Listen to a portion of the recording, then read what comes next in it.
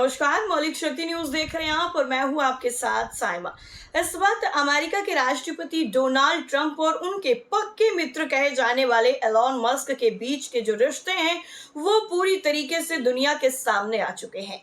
जिस तरह से इन दोनों के बीच के रिश्ते खटास में बदल गए हैं, जो एक वक्त में काफी ज्यादा क्लोज हुआ करते थे, अब इनकी वजह से पूरी दुनिया में जो अंतर्राष्ट्रीय लेवल पर राजनीति है वो काफी ज्यादा हो रही है। तो आज की इस रिपोर्ट में आपको पूरी वो डिटेल बताएंगे कि किस तरीके से डोनाल्ड ट्रंप के साथ जो एलॉन मस्क के रिश्ते हैं वो कैसे धीरे धीरे करके बदलते गए। तो चलिए बिना देरी के शुरुआत करते हैं और पूरी डिटेल आपको बताते हैं। दरअसल एलॉन मस्क ने जब हाल ही में ऐलान किया था कि वो राजनीति से पीछे हट रहे हैं, तो निवेशकों में उम्मीद जगी थी कि वो अपनी टेक्नोलॉजी कंपनियों में अब ज्यादा सक्रिय भूमिका निभाएंगे। हालांकि हाल ही में अमेरिकी राष्ट्रपति डोनाल्ड ट्रंप के साथ मस्क के टकराव और व्हाइट हाउस के राज सार्वजनिक तौर पर खोलने के बाद ऐसा लगता है कि मस्क की बदली हुई प्राथमिकताएं उन्हें उतनी राहत नहीं देंगी जितनी वो उम्मीद कर रहे थे।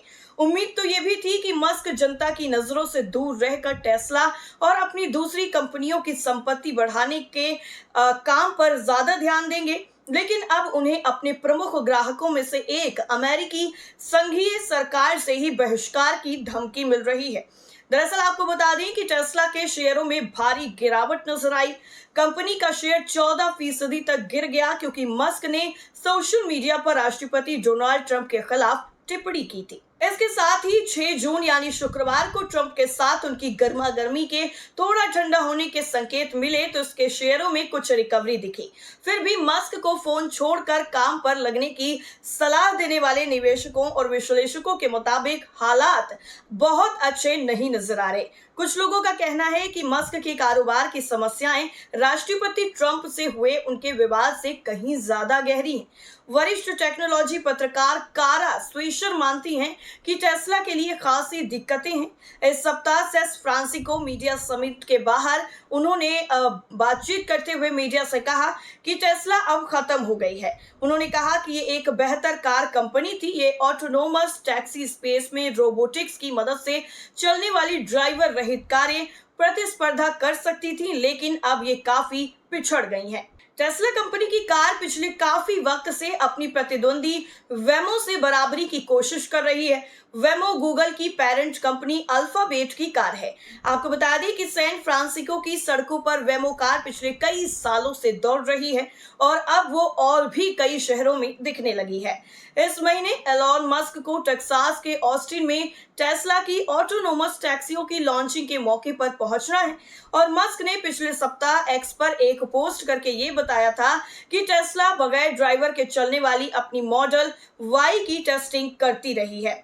वेड बुश सिक्योरिटीज के एनालिटिस्ट डैन इवेस ने इस सप्ताह मीडिया से बातचीत करते हुए कहा कि उनका मानना है कि आने वाले दिनों में टेस्ला की कुल संपत्ति में 90% हिस्सा ऑटोनोमस और रोबोटिक्स पर चलने वाली कारों की बिक्री से होने वाली कमाई का होगा। ये भी कहा कि मस्क के लिए पहला काम ये सुनिश्चित करना है कि ऑटोनोमस विजन पर काम की जरूरत शुरुआत हो, लेकिन माना जा रहा है कि मस्क का ध्यान बटा हुआ है और अब इस प्रोजेक्ट की कामयाबी में लंबा वक्त भी लग सकता है। एक और चीज ध्यान में रखने वाली होगी और वो ये है कि खुद मस्क इसके लिए कितने ज्यादा उत्साहित है। सिलिकॉन वैली में इस बात पर चर्चा कम है कि क्या मस्क चीजों को बदल सकते हैं, बल्कि इस बात पर चर्चा ज्यादा है कि क्या उन्हें इसकी परवाह है। Gerber Kawasaki wealth and investment management के अध्यक्ष और सीईओ रॉस जर्बर ने कहा है कि मस्क जब किसी चीज पर फोकस करते हैं तो काफी ताकतवर शख्स नजर आते हैं। इससे पहले उन्होंने ये तक साबित किया था कि जब उन्होंने कहा था कि वो इलेक्ट्रिक वाहन बनाएंगे, जो कोई कभी नहीं बना सकता, उन्होंने ये भी साबित किया कि वो रॉकेट बनाएंगे। उन्हें बहुत कुछ साबित करना है। टेस्ला के शेयरों में लंबे वक्त से निवेश करने वाले जर्बर को अब इससे चिढ़ भी हो गई है और वो दक्षिणपंथी राजनीति में मस्क के कदम रखने के बाद से टेस्ला में अपनी होल्डिंग कम कर रहे हैं। ट्रंप और मस्क के बीच में टकराव को लेकर गुरुवार को उन्होंने बेहद ही परेशान करने वाला दिन भी कहा और साथ ही साथ सोशल मीडिया पर मस्क की तरफ से ट्रंप पर किए गए हमले के बारे में वो ये कहते हैं कि ये बेहद ही मूर्खता भरी सोच है कि आप अमेरिकी राष्ट्रपति से ज्यादा ताकतवर हैं। एलन मस्क के सामने एक खास समस्या ये भी है कि डोनाल्ड ट्रंप को दुश्मन बनाने से पहले उनकी कार कंपनी के खिलाफ जमीनी स्तर पर एक सोशल मीडिया कैंपेन शुरू हो गया था। से ट्रंप ने राष्ट्रपति पद संभाला था तभी से टेस्ला के खिलाफ कई शहरों में प्रदर्शन शुरू हो चुके थे। अप्रैल में टेस्ला ने पहली तिमाही में कारों की बिक्री में 20% की गिरावट भी दर्ज की। कंपनी के मुनाफे में 70% से अधिक की गिरावट आई और शेयरों की कीमतें भी गिर गई। वहीं अगर बात करें फरवरी की, तो फरवरी में कैलिफोर्निया के बर्कले में टेस्ला डीलरशिप के बाहर एक प्रदर्शन में हिस्सा ले रही लिंडा कोएनस्टीन ने बताया था कि उन्हें मस्क को सरकार को अलग अलग कर टुकड़ों में बांटकर हमारे लोकतंत्र की तकदीर का फैसला करने का हक नहीं है। मस्क जो कर रहे हैं वो सही नहीं है। सोशल मीडिया पर टेस्ला टेक डाउन कैंपेन चलाने वालों में शामिल डिसइंफॉर्मेशन रिसर्चर जॉन डोनोवल ने भी कहा कि मामला टेक्नोलॉजी या टेस्ला कंपनी का नहीं है, ये उस तरीके के बारे में है जिसमें टेस्ला के शेयरों को हथियार बनाया जा रहा है। इसने मस्क को ऐसी जगह पहुंचा दिया है जहां उनके पास बगैर किसी पारदर्शिता के बहुत ज्यादा ताकत आ गई है। इतना ही नहीं, मस्क के साम्राज्य का एक और हिस्सा जिसने आलोचकों की नाराजगी बढ़ाई है वो है उनका सोशल मीडिया प्लेटफॉर्म एक्स, जिसे पहले ट्विटर के नाम से जाना जाता था। जॉन डोनोवल ने कहा है कि उन्होंने ट्विटर इसलिए खरीदा ताकि उनकी धाक हो और वो एक झटके में करोड़ों लोगों तक पहुंच सके। हालांकि एक और संभावना बनती दिख रही है कि क्या ट्रंप के साथ हाई प्रोफाइल टकराव से मस्क को उन लोगों के बीच में फिर से पैठ बनाने में मदद मिल सकती है जो राष्ट्रपति के साथ उनकी नजदीकियों की वजह से उनके खिलाफ हो गए थे। मूर इनसाइट्स एंड स्ट्रेटजी के मुख्य विश्लेषक पैट्रिक मूरडे को लगता है कि यह संभव है। आया कि अमेरिका बहुत अधिक माफ करने वाला देश है, इन चीजों में समय लगता है, लेकिन ऐसा भी नहीं है कि ये पहले नहीं हुआ है। वहीं कारा स्वेशर कहती हैं कि मस्क के पर्सनल ब्रांड की तुलना 2 दशक से भी ज्यादा पहले माइक्रोसॉफ्ट के सह संस्थापक रहे बिल गेट्स के पर्सनल ब्रांड से की जा सकती है। वो कहती हैं कि गेट्स को एक समय उनके अहंकार और असभ्य व्यक्तित्व के लिए सिलिकॉन वैली का डार्थ वॉटर तकनीकी जगत में जाना माना खलनायक चरित्र कहा जाता था, लेकिन आज अपनी कमियों के बावजूद गेट्स ने अपनी छवि को स्थापित करने में काफी हद तक कामयाबी हासिल कर ली है। वक्त के साथ गेट्स ने सीखा कि वो परिपक्व हुए, लोगों में बदलाव हो सकता है। हालांकि ये साफ है कि मस्क के साथ दिक्कतें हैं। सवाल ये भी उठ रहा है कि आखिर अब स्पेस एक्स का क्या होगा।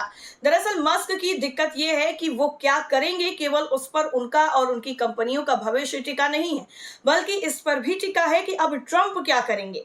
ट्रंप को पहले मस्क की जरूरत थी, खास करके राष्ट्रपति पद की रेस में, लेकिन अब ये साफ नहीं है कि उन्हें मस्क की जरूरत है भी या फिर नहीं। तो ओपिनियन सब स्टैक के लेखक नोवा स्मिथ ने कहा है कि क्रिप्टो करेंसी में ट्रंप की एंट्री ये उचित या अनुचित है, इस पर बहस हो सकती है कि इसके बाद मस्क पर उनकी निर्भरता खत्म हो गई है। वो कहते हैं कि मुझे लगता है कि ऐसा इसलिए किया गया ताकि वो एलन मस्क के प्रभाव से बाहर निकल सके। और ट्रंप की शायद सबसे खतरनाक टिप्पणी जो अभी गुरुवार को सामने आई ये थी कि वो मस्क की कंपनियों के साथ सरकारी कॉन्ट्रैक्ट को रद्द करने का आदेश दे सकते हैं, जो लगभग 38 अरब डॉलर मूल्य के कॉन्ट्रैक्ट हैं। इसका एक बड़ा हिस्सा मस्क की रॉकेट बनाने वाली कंपनी स्पेस एक्स को भी मिलता है और ट्रंप के इस कदम से स्पेस एक्स का भविष्य भी खतरे में पड़ सकता है। हालांकि ट्रंप की ये धमकी जितनी खोखली नजर आती है उससे ज्यादा साबित हो सकती है। ऐसा इसलिए क्योंकि स्पेस एक्स का ड्रैगन स्पेसक्राफ्ट लोगो और कार्गो को इंटरनेशनल स्पेस स्टेशन तक पहुंचाता है।